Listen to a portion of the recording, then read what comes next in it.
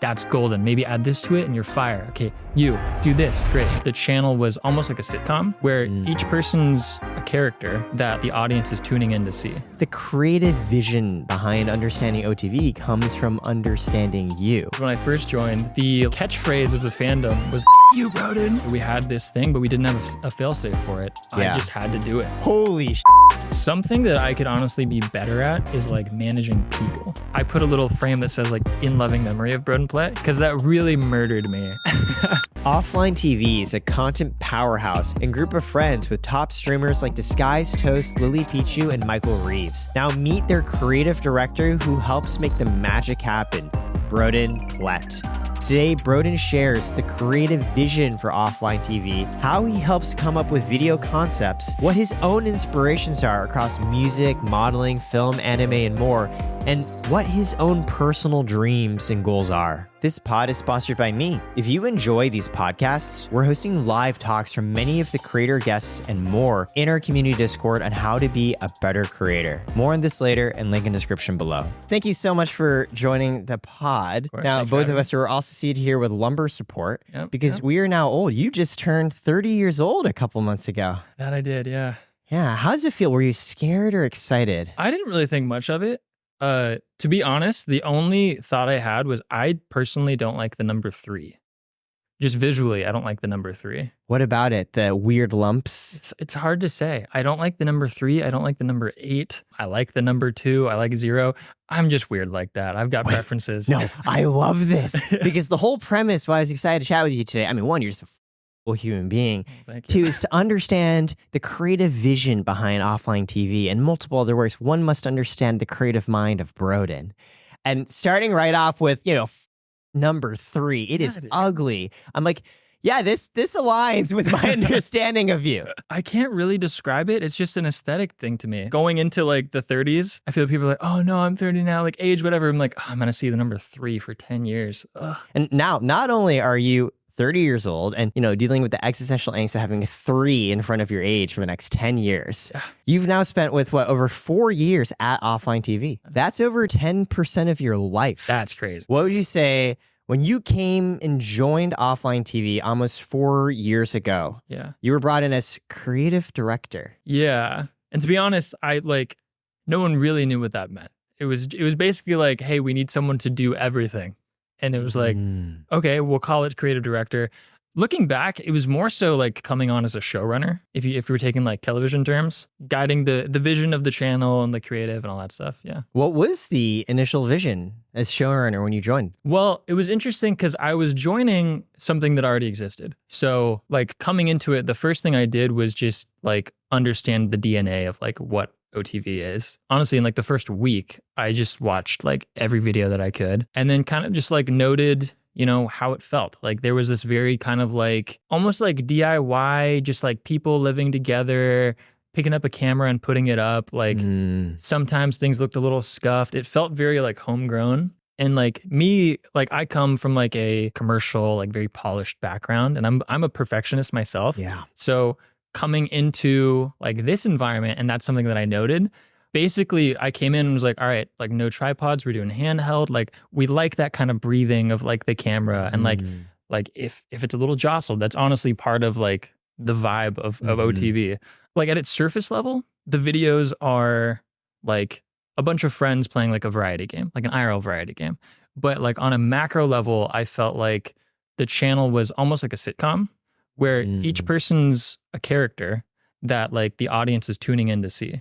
So what I looked for, what I realized was like, I'm kind of just like a game master or facilitator to create scenarios where we can like highlight their personalities. The games themselves don't really matter. What we really want to see is like what it pushes these people to do when they're in the scenario. Okay, so one of the questions I had was, why do fans on the OfflineTV subreddit call you a sadist? I've gotten a lot of that over the years. What's funny is when I first joined, the like catchphrase of the fandom was like, fuck you, Brodin. Because in the first like 5 or 6 videos, it was like a given that someone would say it.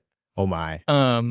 And it was funny just hearing that and having that be my trademark. And like, I was even like, in one of our like unboxing videos, a fan sent me like a medieval torture book. So Yeah. So that I guess I became like the evil mastermind. What's fascinating is you live with your characters in a house together as real life people. Yep. If I recall, you actually started off showrunner, games master, also living in their wine cellar. Yep.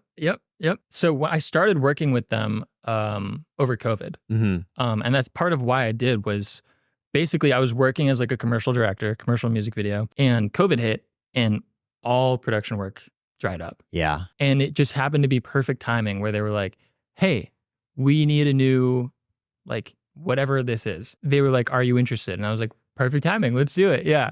They had a room that just wasn't in use. The wine cellar. Well, oddly enough, I think it had a bed in it already that someone had like evolved from. Like they replaced their bed, but just left it in the wine cellar. It was like a glass box, basically. Sure. Oh my gosh. They can literally see you while you sleep. Yeah. For a long period of time, I would sleep there and like it would be dark so people wouldn't know I'm there. And you can actually, Lily did a house tour once where she literally like is walking up and like opens the door and is like, and here's Brodin's room. And I'm like, hello? And she's like, oh, sorry. I felt kind of like a museum showing or like art piece. Yeah.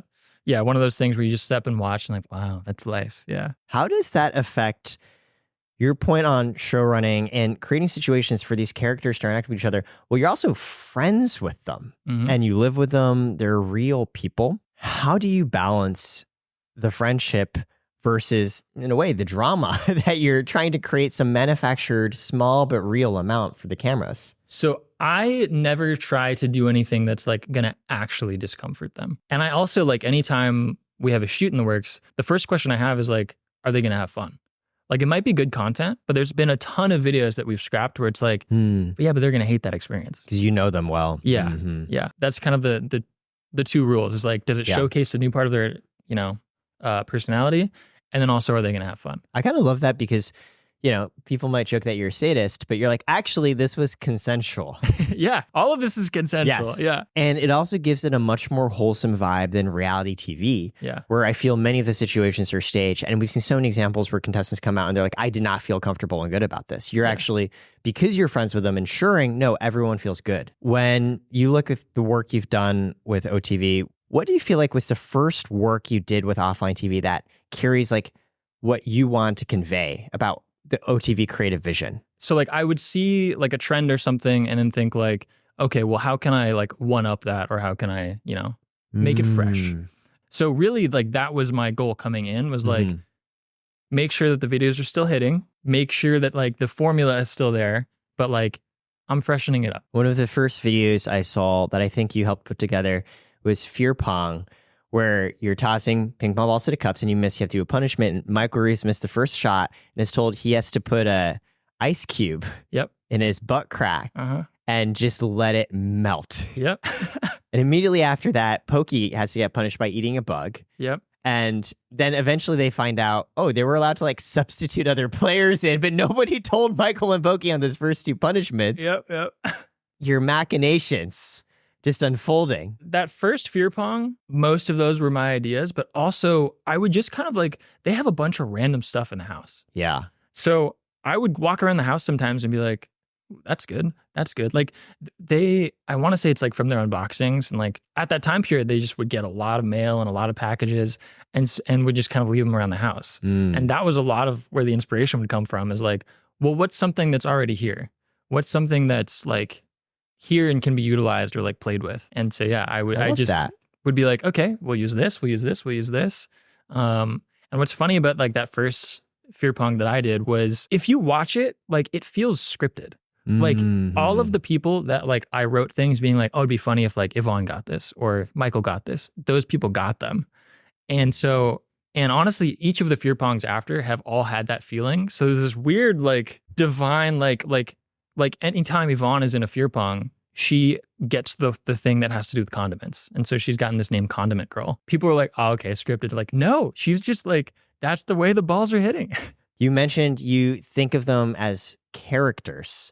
And I like that because every creator in Offline TV has their own style of personality and content. And now you've been tasked with the creative vision of all of them interacting with each other. Yeah. When you think of that, borrowing the sitcom framing, what type of sitcom, right? Because there's very comfortable ones like Friends. There's like awkward humor like The Office. There's like Seinfeld and A Curb Your Enthusiasm, and It's Always Sunny, which is a little bit of a like sociopathic streak, I'd almost say. Yeah. What's the OTV sitcom vibe you're trying to convey that you want people to feel? When I came into it, it was actually pretty clear that they were going for like an Office vibe.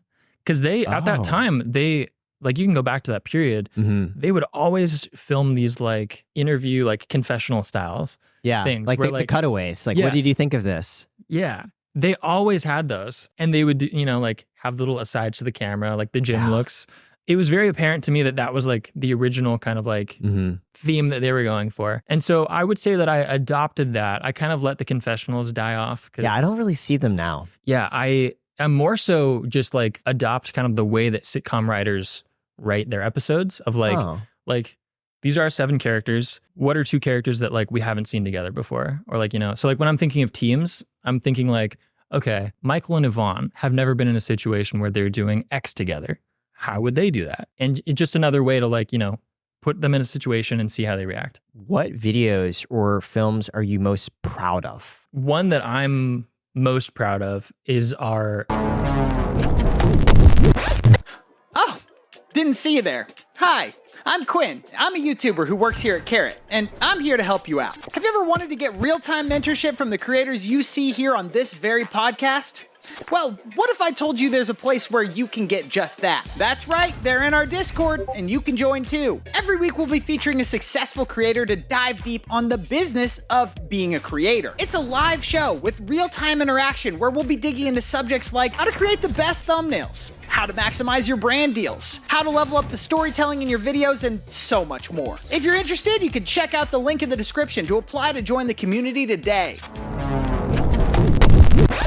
What videos or films are you most proud of? One that I'm most proud of is our like anime trailer or anime teaser. Yeah, so that was me and at that time Amanda, who also works with OTV. Yeah, like Madhouse manager. Yeah, and then they're like, "Cool, here's this massive budget to do an animated thing. We're thinking you use like a Japanese animation studio." Was the budget over like $10,000? Yes. Oh. Yes.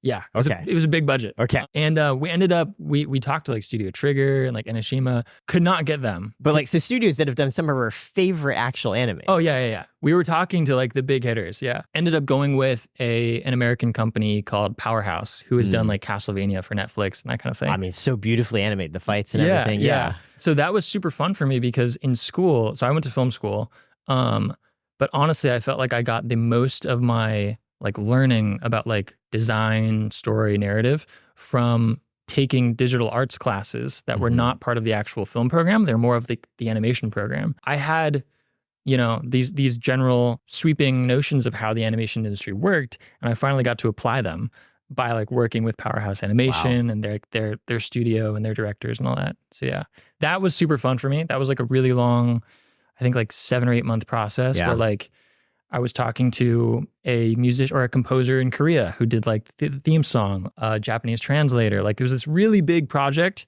that was like my like second or third thing I stepped into. So that was really rewarding for me. This is insane. Presumably didn't know you were going to basically create a full-blown anime piece for them. And like you're just listening to you describe, like you're really doing it. Like this is... Yeah. Like I'm not doing any of the animation. Sure, I won't take credit for that. But you have to guide and know direction and like the conventions of the work. Do you have like serialized like plot lines going on in your head, right? Like part of it is like, okay, they're interacting with each other, but do you also have like longer term schemes for your like, this is what I want to put together? So at one point I did. There was an arc where like I was kind of thinking like all of the videos are like stepping on each other. They like build on leading to up to something. Yeah. Have since learned though to kind of just keep that to certain series. So we'll have like sequel videos that are like Fear Pong. Like we have like 4 or 5 of those now. Yeah. Those are ones where like in the context of Fear Pong, I might build a narrative like Condiment Girl. Like now it's like, well, we got to have some condiment thing in there because it's part of the narrative. The channel as a whole, I avoided that because like you're not always like the typical fan and someone in the audience isn't necessarily going to see every single video. Right. That's YouTube. So it might be a, point of context that is missed or whatever. But in those series, typically what will happen is like, oh, I really like this Fear Pong series. I'm going to go watch all of them. and they'll have that context. I've also seen, hide and seek. Yes. 6-7 months ago was a film. Yep. And it was such high quality. I think I remember seeing a tweet from you along the lines of like, this is going to take me out. Like if I die, yeah, this is why. So now after almost 4 years at Offline TV, as creative director, where do you want the creative vision to be? It's a good question. It's a hard question, I know. It's a hard one. It's kind of like answering your sitcom question. It's kind of hard to say because we need to see how our characters evolve just like as people too. They're not flat, static characters. They're real human beings. Like in a way, I can't necessarily plan like a 2-year journey for these characters and how they're going to be because they have their own interests. They have their own minds. They're not actual characters. You two are going to get married in season 6. Yeah. Yeah. So really all I can say is like, keep evolving the content. We talk about relevancy, like keep the channel relevant. I mean, that's the goal to have. The trends are always changing. And so being aware of like what's working on YouTube, what's not working anymore, and just kind of being adaptable in that way. This goes, and it's a hard question too, because it ties into a broader one. What is OTV? Yeah. I did a podcast with the CEO of OTK, and I see OTK, it's a very business-focused organization. Of course, they do so much talent and excellent content, but they've spun off multiple business lines. They assemble gaming PCs. Yeah. They publish video games. They have a management arm, which then asks the question, so what do you think like OTV is? Is going to be like the next Disney, the next Marvel, the next Smosh? Most of our branding and like our awareness is like, we have a group of streamers who are like friends and live together. Yeah. We have that YouTube channel, but they all have their own individual careers as well. The OTK model that you talked about, like we have some of those things cooking up in the background, but really our focus is about like our content and like our creators. We've talked about, releasing a product and like, we're always going to have apparel lines because we all like that. And it's a fun creative outlet for us. Yeah. At this point, you have now modeled for BoxBox, Saikuno, Quarter Jade, Yvonne, and Valkyrie. So at least 5 people. Yeah. It's not a real apparel shoot if you don't have Brodin towering over everybody wearing your clothes. I'm the token model. Yeah. What's funny too is I'll see my modeling has kind of started bleeding out to like some other things too.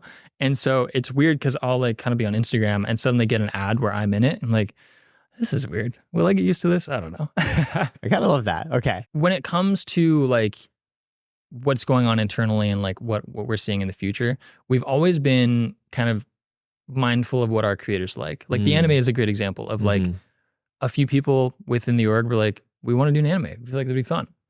And that's really what's led us is like whatever our passions are is kind of where the company will move to and like keep doing or fulfill. How focused would you say you and OTV are on the business piece where it's like, well, our videos need to make money and do well on the algorithm versus the creative piece of I want to make an anime. I want to create a short film that plays in movie theaters. How do you balance that? It is definitely a balance. I mean, obviously what we want to do is be making money because that's what keeps everything working. Yeah. We've grown from, just 3 staff members to now having like basically a full-time staff of like 8 or 9 and then various contractors outside. So it is a machine that's going to, it's a real company. It needs to make money now. Solid money. Yeah. It can't be all passion projects. Yeah. The times where it works best are like when we'll get reached out to by like a sponsor and they're like, we love your thing. We have this idea. And like, if it really makes sense where they're like, this is our concept. And like, they'll point at a video and be like, we loved this. Is there a way you can do that for us? And it's like, yeah, there's a way where that makes sense. Those are always really nice to have because it feels genuine to us and in our DNA, but then also, keeps the lights on. So yeah, plus you're navigating a balance. I can totally imagine situations where you got to do something with a brand and then last minute the brand changes its mind. And that's a great case where business priority versus the creative vision. Well, what's kind of funny about this is me coming from like the commercial world, everything is so regimented there where like things are rigid. You have people on set saying like, no, can we move it like a degree to the left? Perfect. Yeah. And then when you get into like the creator space, it's kind of like the hands are off. Like they have a few like guidelines and rules where it's like, we need you to say this, do this, whatever. But for the most part, they're just happy to get like a commercial. So like, and even like delivering like a full-on commercial is like above and beyond their expectations. We've had, circumstances where like we've got a product or like a sponsor where I'm like really stoked on. I was like, oh, cool. We can have some fun with this. There's so much more freedom working with OTV for me rather than just doing like a normal commercial thing. Yeah. So that's when I get to have a little more fun while also keeping the lights on, you know? I saw the other day that a 19-year-old YouTuber, I think his name was Wesley, created a short film that was picked up by Darren Aronofsky in a Hollywood studio to turn into a feature film. Wow. Yeah. And I was like, okay, that's cool. Because the kid was in high school and I watched it and it's really, really good. Yeah. And it makes me think of this because like YouTube and movies, they are just straight up different mediums today still. Oh, yeah. But they are beginning to blur. It's like what you said, you got to make hide and seek, but in a way where you could play it in a movie theater. And it's like you're getting to exercise some of these muscles even now. Yeah. What's kind of funny about that too is that like when we put out hide and seek, there was a bit of a disconnect where like, you know, our audience is expecting our typical variety games. And so when they see like a suddenly short film, polished short film, like to some, you know, it's funny and just that like, wow, they actually made a short film and like they'll stick around. But other people are like, I want the games. I'm here for the games. So that was a bit of like okay, this is like doing more film stuff on the OTV channel at least will probably be of the like passion project. Yeah. Yeah. We'll see how it does kind of thing. That's such a weird feeling. It's like, hey, I worked really hard to make this. This is more work than the typical YouTube video. And to have an audience member be like, I liked it before. It's like, huh. To be fair, something we didn't talk about with that is like post-production on that was a full-on nightmare. The reason I made that tweet that you mentioned was we had finished filming all of our principal photography. And while I was at TwitchCon, received a notice from the editor that's like, hey, my apartment is just flooded. We lost all work on the short film. At that point also, we needed to release it in like a week. And I was just like, oh my God. So I spent my whole TwitchCon, save for our offline TV party, in a hotel room, just trying to like put out that fire.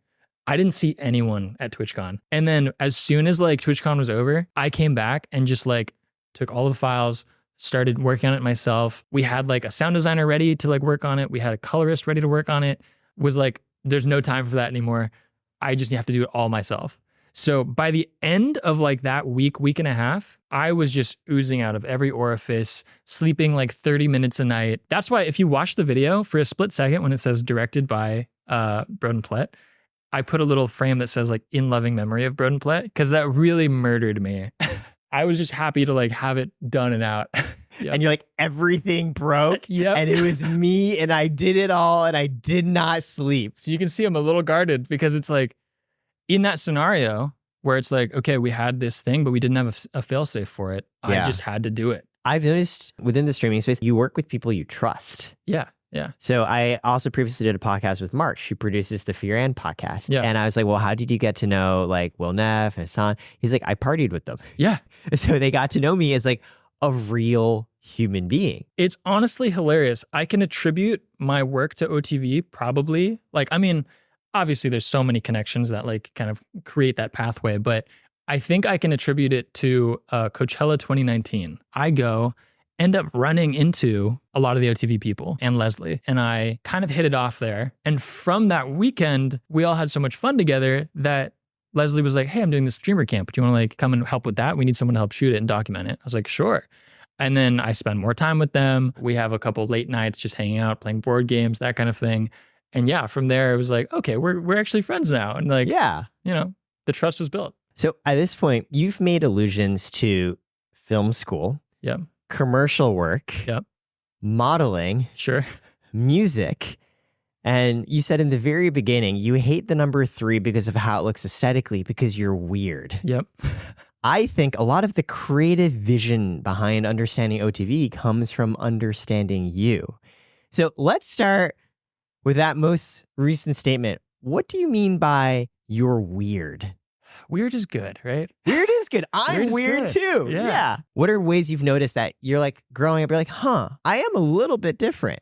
Well, early on, discovered that I had like a mild form of like OCD or OCD tendencies. So I think that's where kind of some of my perfectionism comes from, like things needing to be a particular way or having like a vision for something. But other than that, I don't know. There's just been things that like ever since I was a kid, I have been drawn to. Like when I was young, I really wanted to draw and like get into animation. Again, that's why I took those classes in college.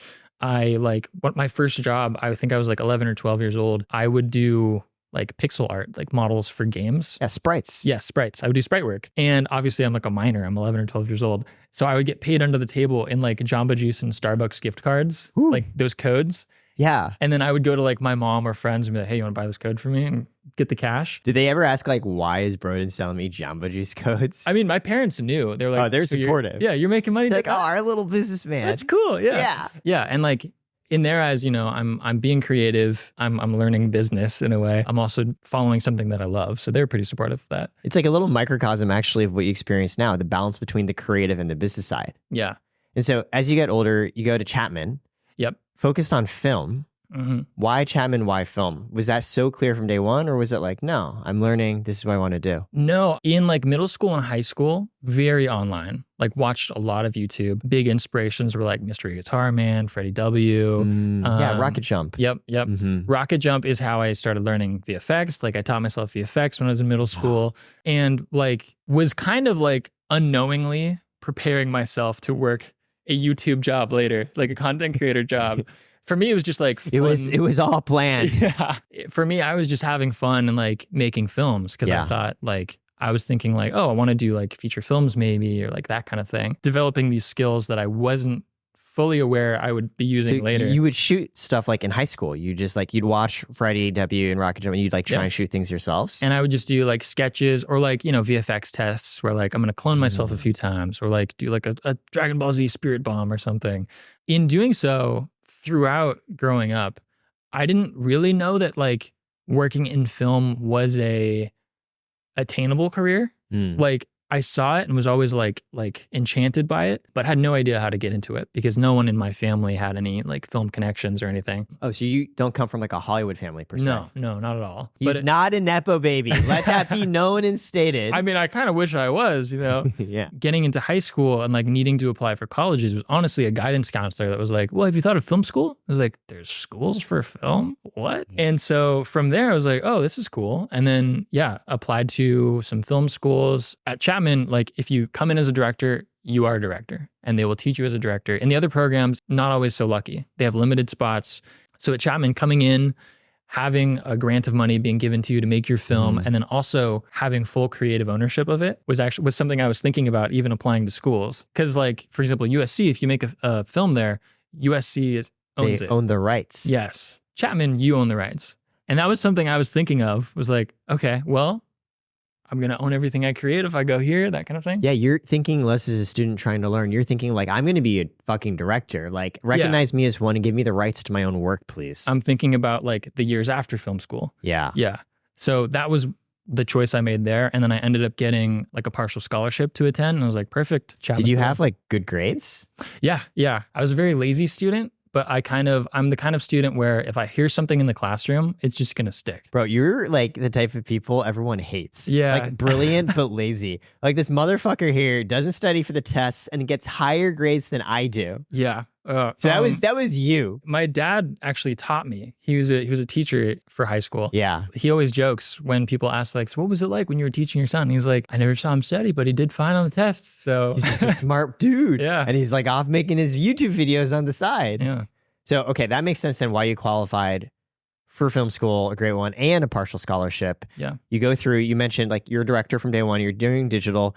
And the final film I remember seeing when I looked and did research on it, I think it was called Eden. Yeah. What inspired that? What's it about? I just like sci-fi environments. I'm really drawn to world building. Like one of my favorite series ever is Avatar: The Last Airbender, because I think the world building is just so well done. It's so well crafted. That's also just like on the side, whenever a friend is like working on a project and they're like, hey, I'm trying to develop this world. I'm like, I got you. Let's talk. Because I can just go for hours, kind of just like, I like to dive into a world and like forget ours and be like, okay, well, how would people talk in this place? How would they interact? How would they lie? How would they have love? You know, that kind of thing.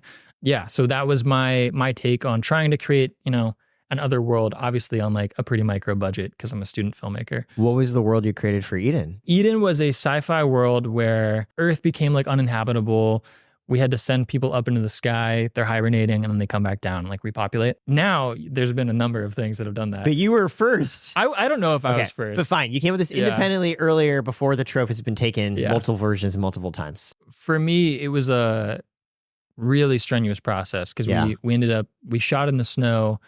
Our first day, we were totally snowed out and we like lost a full day. But the upside was that we had snow for the rest of our shooting days. So it looked really high production value because we had real snow. It was a fake snow. Yeah. I'm seeing already the building blocks for your work now at OTV. One, like production is hard. Yep. And you have to just deal with stuff as it comes. Two, like I also love sci-fi. Yeah. And fantasy. And the reason why is because these all are plot devices and worlds where you get to see how humans act. You get to introduce new characteristics. And I'm definitely seeing some of that carry through to how you've described what you want to do creatively with OTV. Yeah. So you graduate Chapman. I saw that you had this entire previous life in the esports gaming space where you like would sneak into competitions. And I think at one point an esports team contracted you for an entire summer and they didn't pay you. Yep. So that happened. You learned these things. That was my esports baptism. Yep. And when you were going through esports, it's pretty different from the narrative filmmaking world. Yes. Esports was a very funny but pivotal part of kind of just my career and upbringing. To make a long story short, had a friend from like a long time back. We reconnect while I'm in college. And he's like, yeah, actually, I do, gaming stuff. And I'm like, oh, I love games. I've played games my whole life. There are more worlds for me to dive into. But he introduces me to like the esports side, the competitive side, which I had no idea of. Immediately, they were also like, oh, also, we need someone who can shoot. Like, we don't have anyone like that. We don't know how to use a camera. Can you do that? And so I came on, shot my first esports event. I was like, oh, okay, this is really fun. This is cool. What did you like about it? I just liked that it was a new world I didn't know existed. Because I think of myself as a gamer. I love gaming. And then there's this whole side of it that I didn't know existed. I'm like, well, now I got to know more. And I just kind of like fell into that. Because also like I'm in college. I'm looking for ways to earn money while I'm in college and just like pay for random things, pay for games, pay for film equipment. And so that was my way of getting gigs was I would do esports work. From there, I met a bunch of people. Esports at the time was like a really kind of tight knit network, especially in like the creative space. Met like Damien of Team Liquid. He like reached out to me when he heard about the gaming team that didn't pay me and was like, that sucks, man. You want to do some stuff for us? I had like 2 lanes where I would do like, film work one weekend, esports work another weekend, and just, did them both in tandem. And then what's funny is that they both kind of started colliding. I would go to these esports events and that's where I would meet like Skara or Pokimane. I'm like around the same age as them. So like we would just kind of gravitate towards each other. You're just like vibing. Yeah. I remember watching one of the first pods in like 2020. So it's virtual. You guys are all on Zoom and like Skara's introducing you. And he's like, yeah, like this is Brodin. Brodin's done some cool stuff. Brodin, tell them. And you mentioned 2 things. You're like, yeah, like I've shot music for Marshmello. And 2, you were apparently part of an undercover sting operation with the FBI. So you just said, you're like, oh, well, there were 2 tracks in my life, right? There was like the filming part. There's like the esports part. I sort of came together. I became friends with the OTV crew. Where does like Marshmello and the FBI fit into these tracks? Yeah, the Marshmello thing, I was invited to basically shoot part of his tour through Asia. So I filmed the India legs and the Thailand legs. How did this happen? Was this also post-college? Yeah, this was post-college. I had a friend in college who basically did all of the music videos for Marshmello. And then he was asked by their team to do like a documentary thing, like with YouTube's involvement, like following him in this like kind of worldwide tour. And so they were looking for basically DPs to come out with them for each leg of the tour. And I was like, hell yeah, when am I going to go on I'm tour? seeing a recurring theme here. You're like, I'm a guy who with a camera. Yeah. I need to make money. I'm down. Well, also, I mean, that one in particular, I had worked kind of tangentially on a few of their music video sets. So like, they know I'm capable. They know they know my work. And they're like, yeah, we can trust you to do this. I think another part of that too is like, they know that I like was working with kind of high profile streamers. So I'm not going to be weird around like a really big. Right. You're not going to be like, hey, can I get a selfie? Yeah. Like, hey, dude. Yeah. Which is an important part of working with high profile being able people. to treat people like they're normal people. Yeah. Yeah. So that was the Marshmello connection. Okay. And then the FBI thing, I right out of school was going to go on a like, backpacking trip with my roommates. We're going to go around Asia, Japan, Malaysia, Cambodia, that whole thing. But two of us, myself and my friend Nico, who's now like he's a film cinematographer. He's worked with some big people.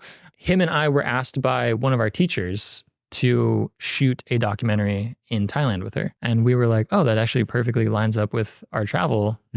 We could stay another month in Thailand. We went out there, and with her, we shot a film that was emphasizing like sex work in Thailand and in like around those countries, because there's a lot of kind of like coerced sex work, especially with like underage girls. That's where like the FBI element came in. It wasn't so much like sting operations as more so like trying to rescue these girls and get them out of those situations. Like an example of that is we went like undercover with some local like Thai law enforcement and then like an American FBI agent, kind of like for our safety. We went undercover into one of these like brothels, which are all kind of disguised as these like karaoke bars. And yeah, we would go in there. We had all these code words. They gave us these special phones where like you would hit like the calendar app and that would start recording. And then you'd look around and like nowhere does it say that you're recording. You could even pull up the camera and it's like, no, I'm not doing anything, but it is recording.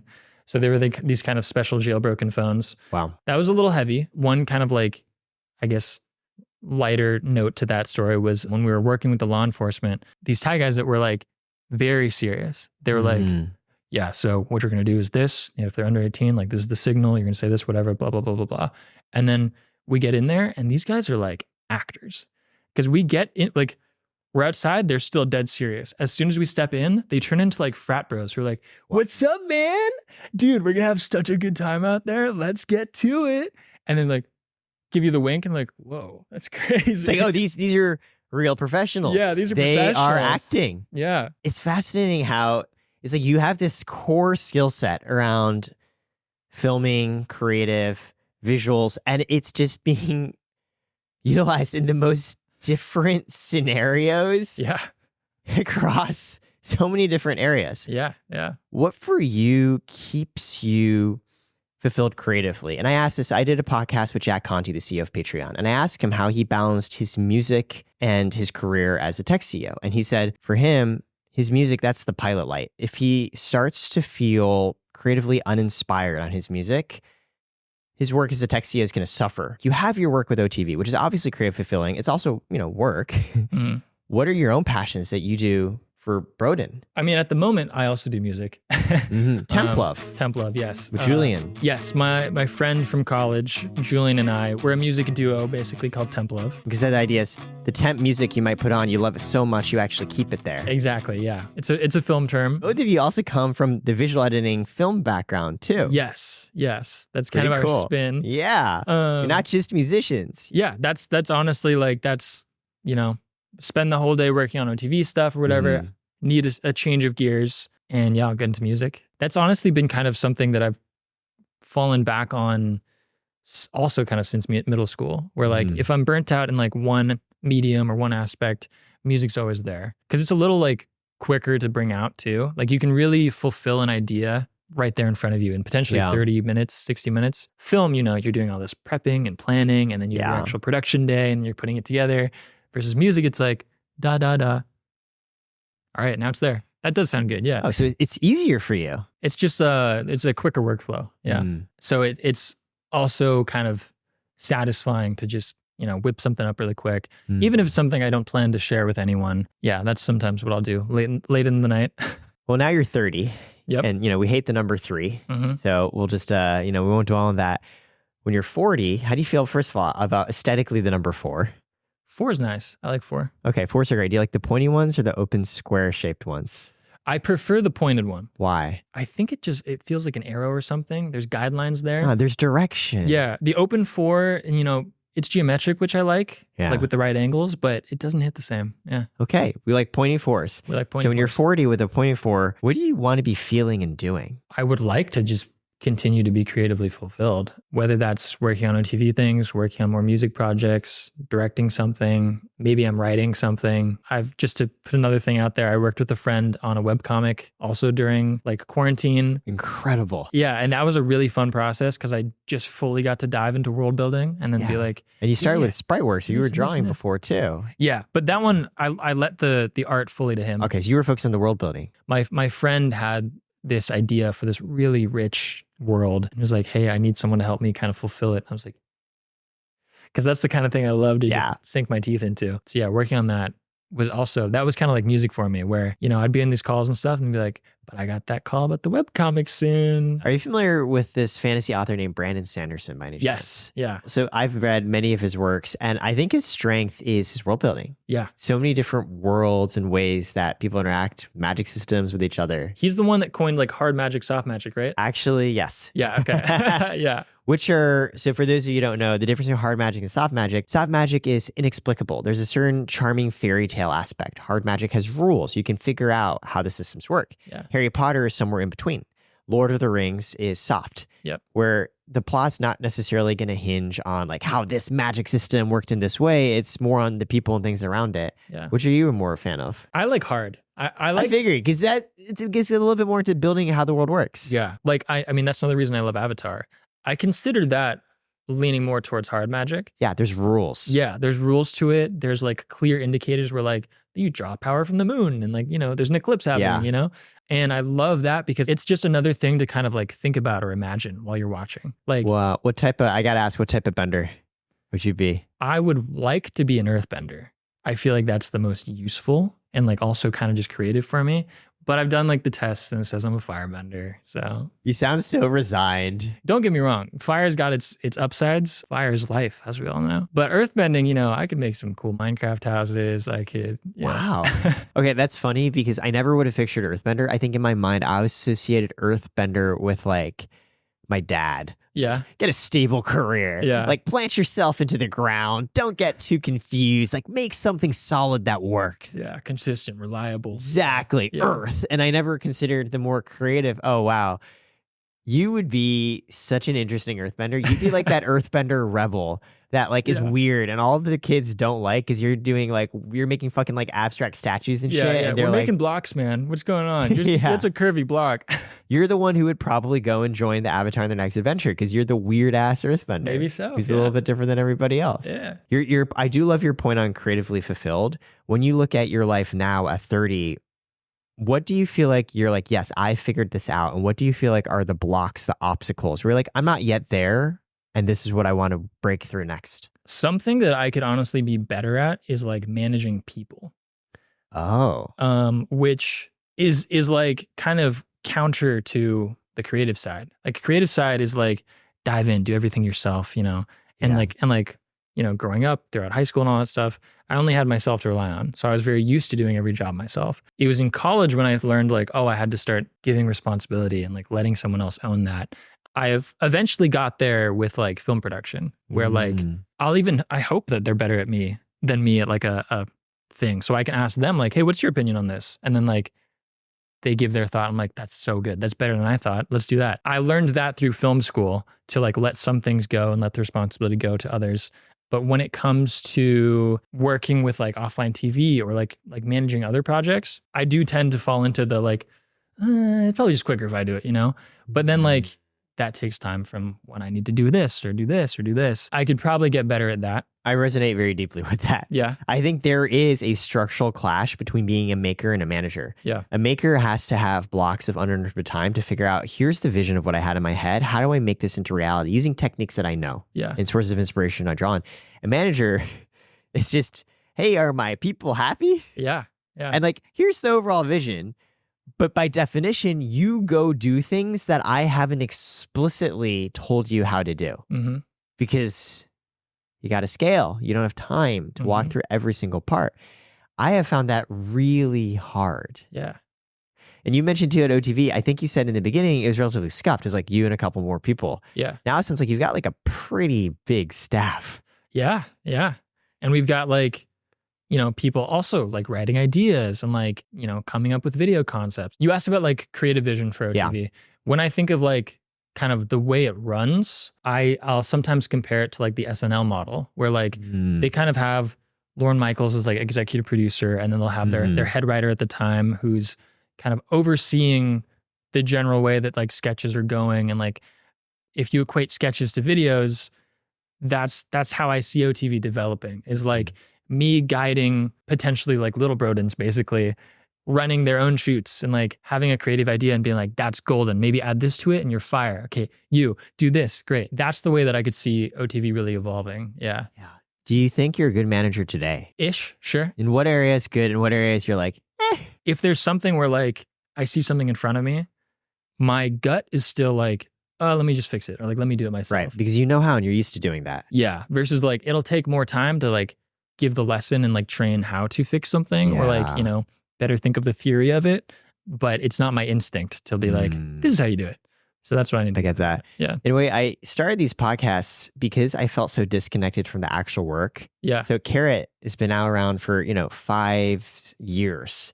And 3 years in, it was so just managing people. I was like, what am I even making? Yeah. Like literally nothing. So for guys, when we met, I didn't even know you were a client. Oh, yeah. Yeah. Like, you're like, oh, hey, I have a Karat card. And I was like, I'm an idiot. Yeah. You do? How? Like, how did you hear about us? And to me, like, that's terrifying, because for me, making anything new, part of it is making it new for somebody else. And if you're losing touch of who you're making it for, like, what are you even doing? Yeah. Yeah. No, I mean, and that's like a very real thing that I feel as well, is like, as we add staff members who, again, like have their own things that they control or manage, like I said at the beginning, I'm very like perfectionist, and I'm like detail oriented in that way. So, there will be things where it's like, well, let me see it before it's time, or like we have to like publish it or release it. And it's like, that stacks up to the point where like, okay, there's like 24 hours in a day and like 26 hours of things I need to review. Okay, I guess I'll prioritize this and this and just trust that you've got that, Last question. Do you think the merit of creative work is how it's received by the audience, or it adheres to the original vision of its creator? That is a great question. Because you're saying like you put all this work into making this film for some random YouTuber viewer to be like, I didn't like it. I think that really is up to the creator and the medium they're working with. I think the easiest way for me to answer that question is like for my music. I will have so many thoughts that like inspire the project, or, make me decide on like why this is here, why this note's here, why this hit is happening here, to kind of create a feeling that I'm feeling. But I feel like when I release the music and it's out, it's not mine anymore. In a way, it's however the person is consuming it. Sometimes I'll get asked like, what's this lyric mean? And I'm like, what does it mean to you? Like it has meaning to me. But at that point, you have probably heard the song a number of times by yourself. You've never heard me talk about it. You've assigned your own meaning to it. And I think that's the meaning for it for you now. So that's how I feel about music. Film, sometimes, there's a message that like, kind of like a book, like the author's trying to get something in front of you or a point across. Right. So yeah, I think it depends on the medium. Be like if you read 1984 and you're like, yay, fascists. And then George Orwell's just like, bro, what the fuck, man? Like, I don't think so. George is like, yeah, man. Hey, if that's the meaning to you, good shit. Well, then I'll say, when someone watches your work at OTV, what's the meaning that you want them to walk away with? I want them to feel like they've been like hanging out with friends. And that's a little slippery to say, because I don't want to like necessarily be fostering parasocial relationships, but that's the kind of vibe that I want felt, is like you're putting on an OTV video because like you want to kind of unwind and like hang out with your bud. It's comforting. Yeah. I love that. Brodin, thanks so much for making time. That's a wrap. Thank you for having me. How do you feel? Man. My guy. Oh, what a clap. That was good.